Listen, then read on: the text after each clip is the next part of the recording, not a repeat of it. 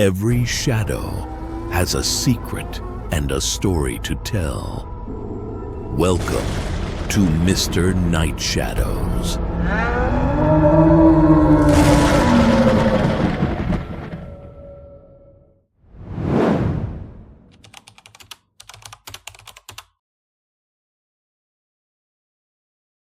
They say house prices in Salem's Grove are low for a reason. I thought my neighbors were just superstitious about Halloween night. Now I know why every house on my street has steel door reinforcements installed. My name is Michael Torres, and I need to tell you what happened to me last Halloween. Maybe then you'll understand why I haven't answered my door at night since. I bought my house in Salem's Grove last September. It was a steal, a beautiful Victorian with original hardwood floors, stained glass windows, and more space than a single software developer could ever need. Sure, the previous owners had left suddenly, and yes, there were strange modifications to the house. Steel reinforced door frames, heavy-duty locks on every entrance, and these weird iron symbols carved into the doorposts. But at that price? I didn't ask questions. The neighbors were almost too welcoming. Every day, another person would show up with a casserole or a fruit basket, each one dropping subtle hints. "You're settling in nicely before Halloween?" they'd ask, their smiles not quite reaching their eyes. "Got good locks on those doors?" Or the most common, "You know about 11/11, right?" I didn't know about 11/11. Not then. It was Mrs. Abernathy from next door who finally explained it, about a week before Halloween. She caught me raking leaves one evening. "Your mother," she said without preamble, "is she still alive?" The question caught me off guard. "She passed away 2 years ago," I replied. "Car accident." Mrs. Abernathy's face went pale. She grabbed my arm with surprising strength. "Then whatever you do, don't answer your door at 11/11 on Halloween night. No matter what you hear, no matter who it sounds like. Promise me." I promised, mostly to get her to let go of my arm. But that night I started digging into the town's history. Salem's Grove was founded in 1847 by settlers who split away from another nearby colony. The records were vague about why they left, only mentioning irreconcilable differences regarding certain practices. But the pattern was clear. Every Halloween night for over 170 years, people disappeared from Salem's Grove, always at 11:11 p.m., always after reportedly hearing their deceased loved ones at the door. I found the previous owner's journal in the attic, hidden behind a loose board. The final entry was dated October 30th last year. It's getting stronger. Every Halloween, more voices join the chorus. They sound so real, so desperate. God forgive me. Last night I almost opened the door when I heard Tommy's voice, but it wasn't Tommy, it couldn't be. Tommy died in Afghanistan 5 years ago. The journal ended there. I told myself it was all superstition. Mass hysteria. A small town's shared delusion. I'm a rational person. I deal with computer code and logic for a living. There had to be a reasonable explanation. Then Halloween night came.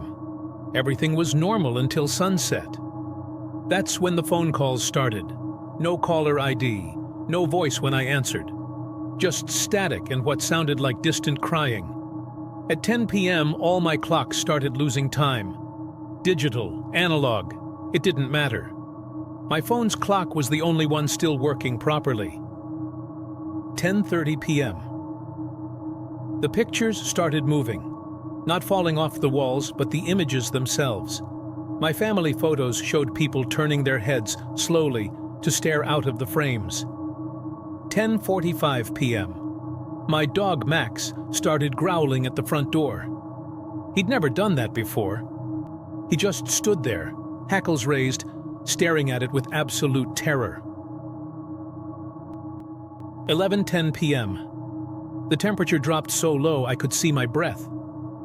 Max ran upstairs and hid under my bed. My phone died despite being fully charged. And then at exactly 11:11 p.m., I heard my mother's voice.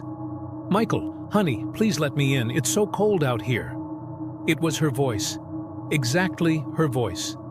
the way she used to call me in from playing when I was young. But there was something else underneath it, something that made my teeth ache and my skin crawl. "Sweetheart, please, I've missed you so much. Just open the door." I pressed my hands over my ears, but the voice got louder, more desperate. "Why won't you let me in, Michael? Don't you love your mother?" The doorknob started turning back and forth faster and faster. Something heavy was throwing itself against the door. The hinges were screaming. And then I heard other voices joining hers, dozens of them, hundreds, all calling out to someone, all begging to be let in. The previous owner's voice was among them, calling for Tommy. The assault on my door lasted exactly 1 minute. At 11:12 p.m., everything went silent. The temperature returned to normal. My phone turned back on. When I finally worked up the courage to look outside the next morning, I found deep scratches in my steel door. They spelled out one word: soon. I stayed. I don't know why. Maybe because running wouldn't help. The thing about doors is that they're everywhere. But I did make some changes. Stronger reinforcements, better locks, salt lines and iron fixtures. Because at this point, I'm not taking any chances. Halloween is coming again. Last week, Mrs. Abernathy brought over another casserole and helped me check my door's reinforcements. As she was leaving, she hesitated. "It'll be worse this year," she said softly. "It's always worse when they know where to find you. So if you're ever in Salem's Grove and you get an amazing deal on a house with strange modifications, pay attention to the warnings. And if you're here on Halloween night and you hear someone you love calling you at 11:11, remember, those who answer the door at 11:11 never answer anything ever again. The voices are getting stronger every year. And now my mother's voice isn't alone. Sometimes, late at night, I hear my own voice among the chorus, begging to be let in.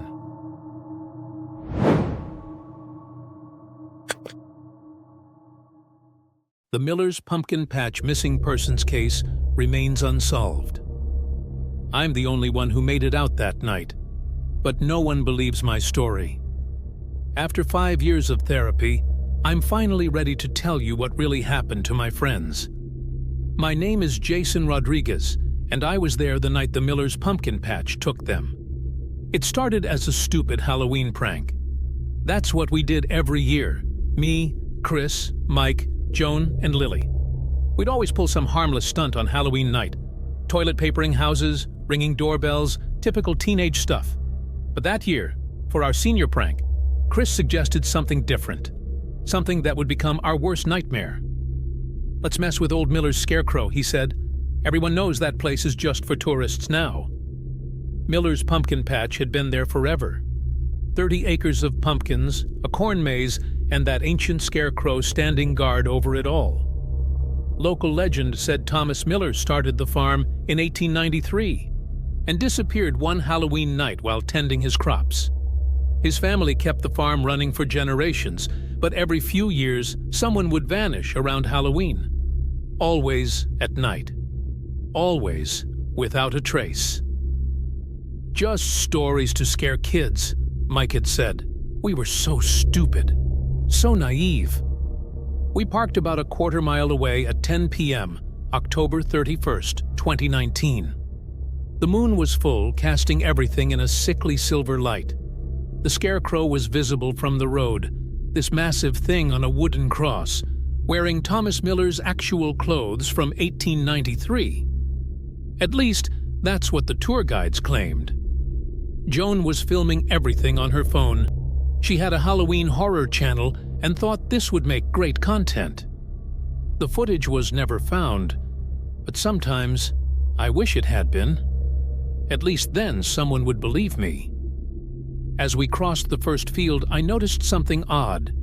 The pumpkins. They all seemed to be facing us. Their carved faces following our movement. But when I looked directly at any of them, they were just normal pumpkins. Check this out. Lily said, pointing at the ground. There was spray paint on some of the pumpkins, faded with age. Looks like we're not the first ones to try this. We found more markers as we went deeper into the patch. Initials, arrows, dates going back decades, all pointing different directions, all in different colors, like people had been trying to mark their way out. The Scarecrow got stranger as we got closer. It was bigger than it looked from the road, easily 8 feet tall. The clothes were ancient, ragged things that somehow never rotted away. And its head, burlap sack stuffed with straw, but the face drawn on it seemed to be shifting. "I don't like this," Joan whispered. "Something's wrong. The paths, they're changing." She was right. Every time I looked back, the way we'd come was different. Pumpkin vines were moving impossibly fast, rearranging themselves when we weren't looking. The moon cast multiple shadows from the Scarecrow, but they were all pointing in different directions. That's when we found the journal pages, scattered among the pumpkins, dated October 31st, 1893. Omas Miller's last words, "It's hungry again." Like it is every Halloween, I thought I could control it with the Scarecrow, bind it to one spot, but it's too strong now. It wants more than just the crops. God forgive me for what I've created. If you're reading this, run. The paths won't let you out once it knows you're here. The Scarecrow, it isn't containing anything. It's a doorway, and it's... The page ended there. And that's when we noticed the Scarecrow was gone from its cross. We ran, all in different directions, despite promising to stay together. I could hear them screaming one by one, each scream more distant than the last. Each one cut off suddenly. I saw what happened to Mike. I wish I hadn't. The Scarecrow wasn't walking. It was jerking through space, like a film skipping frames. One moment it was 20 feet away, the next it was right behind him. The burlap sack head split open, but there was no straw inside. Just endless darkness and the sound of something ancient and hungry. The pumpkin vines came alive then, writhing like serpents. They caught Mike's legs and I ran. I ran until my lungs burned. The paths kept changing. The pumpkins kept turning to watch me pass. I swear I heard them laughing. But somehow, just as the sun started to rise, I found myself at the edge of the field. The police searched for days. They found nothing. No bodies, no evidence, not even our footprints. Just old Miller's Scarecrow, back on its cross, standing guard over its pumpkin patch. The farm is still operating. Every October, tourists come from miles around to pick pumpkins and take pictures with the historic Scarecrow. Children pose next to it, not knowing what hides behind that burlap face. But if you look closely at the pumpkins near the Scarecrow, you'll see they're not quite normal. Their faces change when you're not looking directly at them. And sometimes, if you listen carefully on Halloween night, you can hear screaming from deep within the patch. Young voices begging for help. I know those voices. I hear them in my nightmares. Every Halloween since then, more teenagers go missing. Different towns, different states, but always the same story. They went to pull a prank at a pumpkin patch and never came home. The Scarecrow is spreading. It's hungry. And Halloween is coming again. So if you're thinking about visiting a pumpkin patch this Halloween, pay attention to the Scarecrow. If its shadow points in the wrong direction, if its face seems to shift when you look away, if the pumpkins all seem to be watching you, run. Run as fast as you can, because once the paths start changing, it's already too late.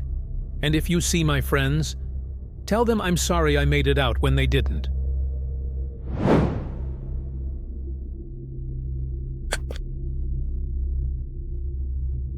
I wish I had never taken that babysitting job last Halloween. What I saw at the end of Maple Street has haunted me every single night since then. The police still haven't found those children, but I know what happened to them. I know because I saw it with my own eyes. My name is Mitchell. I was 17 when it happened, just trying to earn some extra money for college. The Hendersons seemed like the perfect family to babysit for. They lived in one of those picture-perfect suburban neighborhoods where all the houses had neat lawns and cheerful Halloween decorations. Mr. Henderson was a dentist, and Mrs. Henderson worked as a real estate agent. Their son Tommy was just 4 years old, absolutely adorable with his gap-toothed smile and dinosaur obsession. When I arrived at 6 p.m. on Halloween night, the street was already filling with excited children in costumes.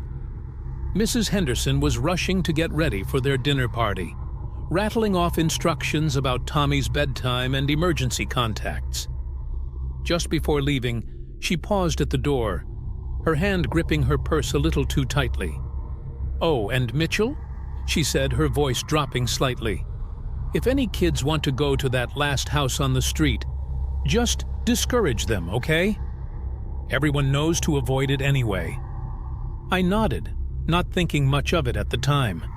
Every neighborhood had that one creepy house, right? If I had known then what I know now, I would have grabbed Tommy and run as far from Maple Street as possible. The first group of trick-or-treaters came around 6:30 p.m. They were the usual mix: superheroes, princesses, and monsters. But among them was a child in a peculiar handmade rabbit costume. It wasn't like the store-bought ones you usually see. This was crafted from what looked like aged yellowed fabric, with long floppy ears and dark, hollow eye holes. Something about it made my skin crawl, but I handed out candy like normal. At 7 p.m., another group arrived.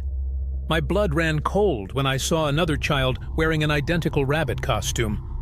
Not similar, identical. Down to the crooked stitching and the strange dark stains around the edges. I tried to convince myself it was just a coincidence. Maybe a local crafting group had made matching costumes. But then it happened again at 7:30 p.m. and 8 p.m.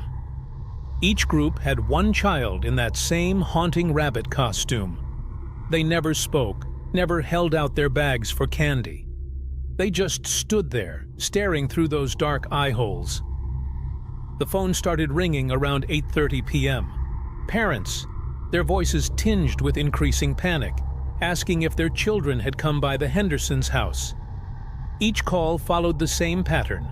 Their child had gone to just one more house and never returned home. I tried calling Mrs. Henderson, but it went straight to voicemail.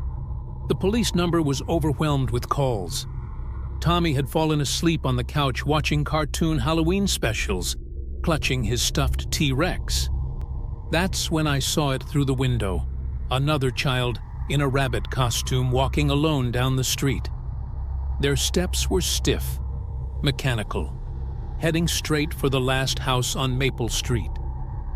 The house I hadn't really looked at until now. It stood apart from the others, a Victorian monstrosity that somehow managed to look both immaculately maintained and completely abandoned. While every other house had turned off their porch lights by now, warm yellow light still spilled from its windows. The front door was open just a crack. I know I should have stayed inside. I know I should have waited for the police or the Hendersons, but I couldn't shake the feeling that if I didn't do something right then, those children would be lost forever. I made sure Tommy was sound asleep and locked the front door behind me. The street had grown impossibly quiet. No distant traffic, no rustling leaves, not even crickets. Just the sound of my footsteps on the sidewalk and my increasingly rapid breathing. As I got closer to the house, I could see dozens of small footprints in the dirt leading up to the front door. The porch steps creaked under my weight, each board screaming a warning I was too stupid to heed. The door opened before I could reach for the handle. The smell hit me first, sickly sweet candy mixed with something metallic and old. Then I saw them.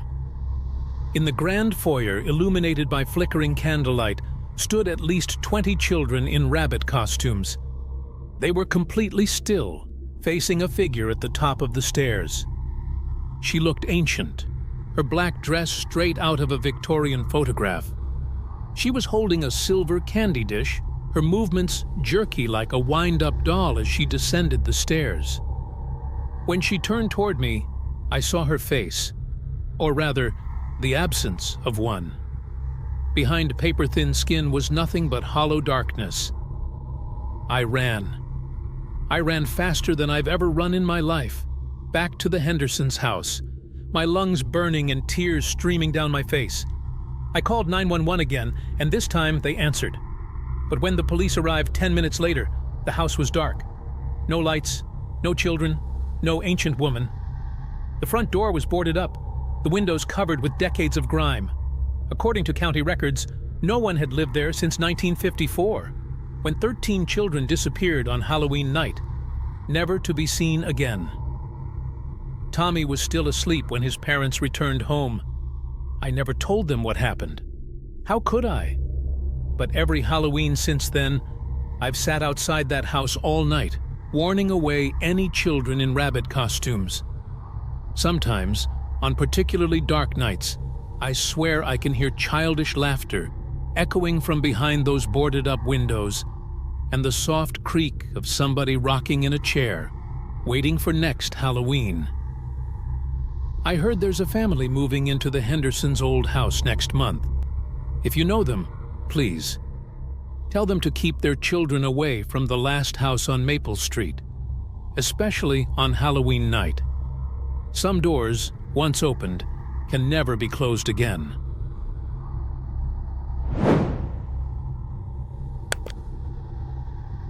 I used to work at the campus, lost and found. Every year after Halloween, we'd get dozens of missing person reports.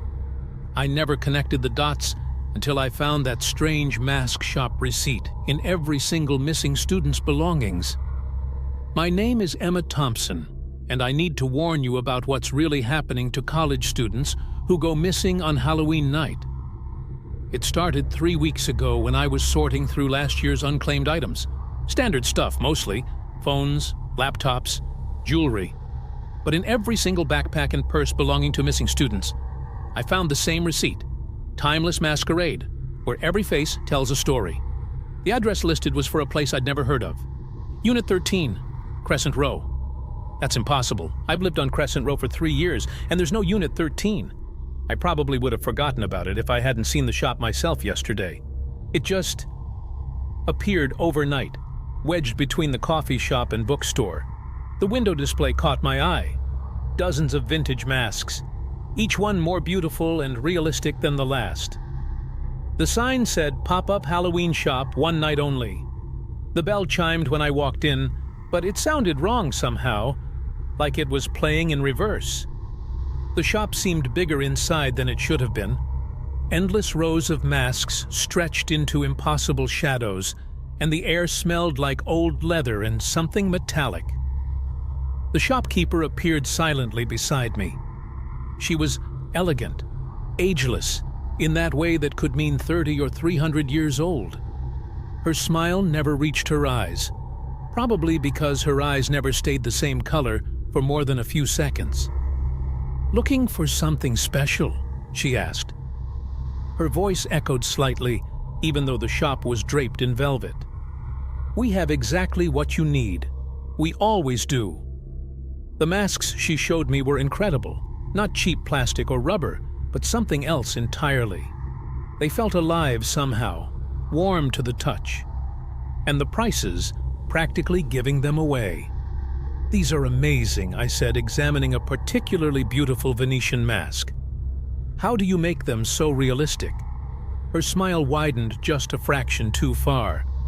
"Oh, we don't make them, we curate them. Each mask already exists. It just needs the right face."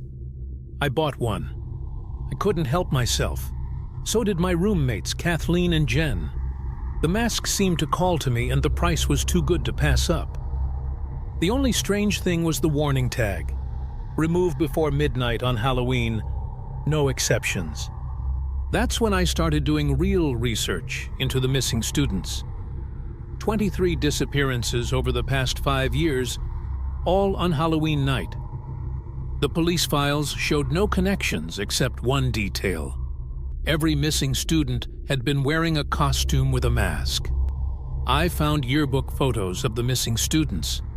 In every Halloween picture, taken the night they disappeared, they were wearing masks that looked handcrafted, vintage, impossibly detailed, just like the ones in the shop.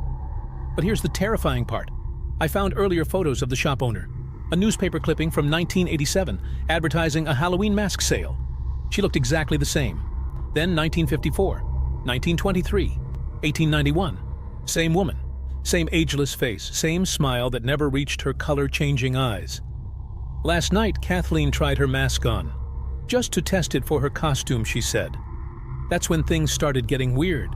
She said it felt snug, but comfortable. Perfect fit. But when she tried to take it off, she couldn't. The edges had somehow blended seamlessly with her skin. "It's fine," she kept saying, her voice muffled and strange. "It feels natural, like it's supposed to be there." I watched in horror as she seemed to forget she was even wearing it. When I mentioned it, she looked confused, as if she couldn't remember putting it on. Her movements became different, more fluid, like someone else was wearing her body.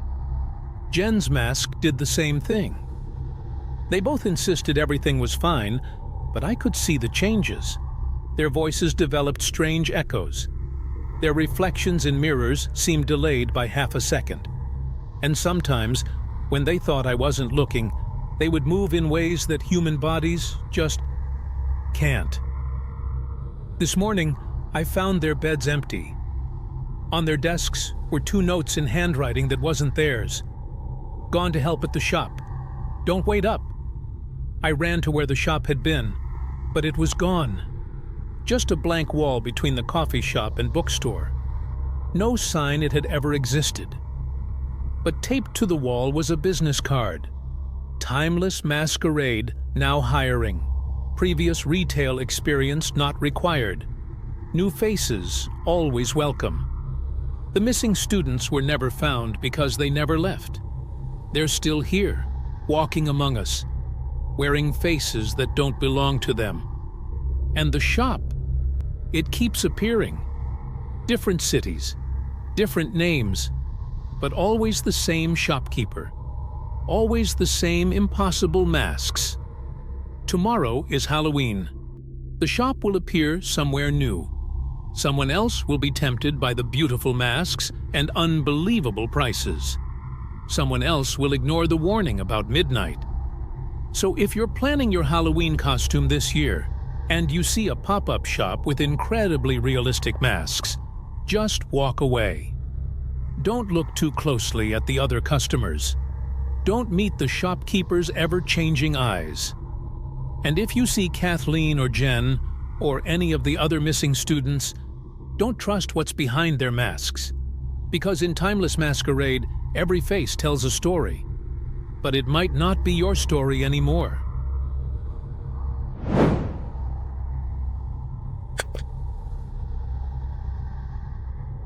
Working at the Center for Digital Investigation means I've seen my share of disturbing content. Internet hoaxes, deep fakes, viral manipulation. I've debunked them all. But nothing prepared me for what I discovered while investigating the infamous Crawford Mansion livestream. I'm finally breaking my silence because the same event is being advertised again this year. My name is Marcus Chen, and this is my warning to you. It started 3 days ago when my supervisor dropped a file on my desk. "Another Halloween party livestream gone wrong," she said. "Platform wants confirmation it's fake before they take it down." Simple enough, I thought. I'd handled dozens of staged viral videos before. The footage began typically enough. A popular influencer named Jade Crawford was hosting her annual Halloween party at her family's supposedly haunted mansion. The stream started at 8 p.m., October 31st, 2022. Jade had 2.3 million followers, and the live viewer count was climbing past 50,000. She was dressed as a vintage flapper, giving a tour of the massive Victorian mansion decorated with expensive Halloween props. "This place has been in my family for generations," Jade said to the camera. her perfectly manicured nails trailing along a dusty banister. My great-grandmother threw legendary parties here in the 1920s. Tonight we're bringing back that tradition. The first hour was standard influencer fare. Beautiful people in expensive costumes, elaborate cocktails, professional lighting, and trendy music. But then the comments section started noticing things. Small things at first. A figure in a mirror that shouldn't be there. Shadows moving against the light. A woman in a flapper dress in the background who looked exactly like Jade, but Jade was in the foreground.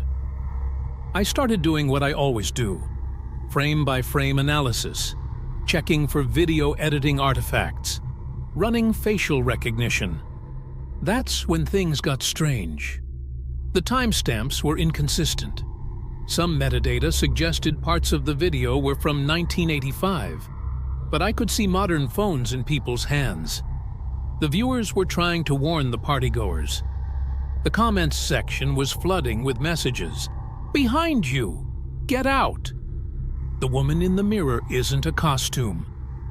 But none of the people at the party were reading the comments. They just kept dancing, drinking, laughing. That's when I noticed something that made my blood run cold. In the comment section, between the current warnings, were identical comments from a year ago, word for word. Same usernames, same timestamps, as if this exact stream had happened before. I dug deeper into the Crawford family history. The mansion had been abandoned since 1985 after a mysterious fire. The entire Crawford family had disappeared that Halloween night, including their teenage daughter, Jade Crawford. The same Jade Crawford who was supposedly hosting this party. As I watched, the video quality began to deteriorate. At first, I thought it was bandwidth issues, but then I realized the glamour was fading. With each glitch, the mansion's true form showed through. The elegant wallpaper became charred walls. The glittering chandeliers turned to cobwebs. The beautiful party guests, their faces. The stream cut to Jade standing alone in what was now clearly a burned-out ballroom. Her flapper dress was singed, her perfect makeup now decades old. She smiled at the camera, her face beginning to sink in on itself. "Don't forget to like and subscribe," she said, her voice distorting. "Next year's party is going to be even better. We need new guests." The stream ended at exactly midnight. The viewer count had reached 100,000. When police checked the mansion the next day, they found it exactly as it had been for decades, abandoned, burned, empty. But in the ballroom, they found hundreds of smartphones, all dead, covered in decades of dust. I thought that was the end of it, just another mystery for the internet to obsess over.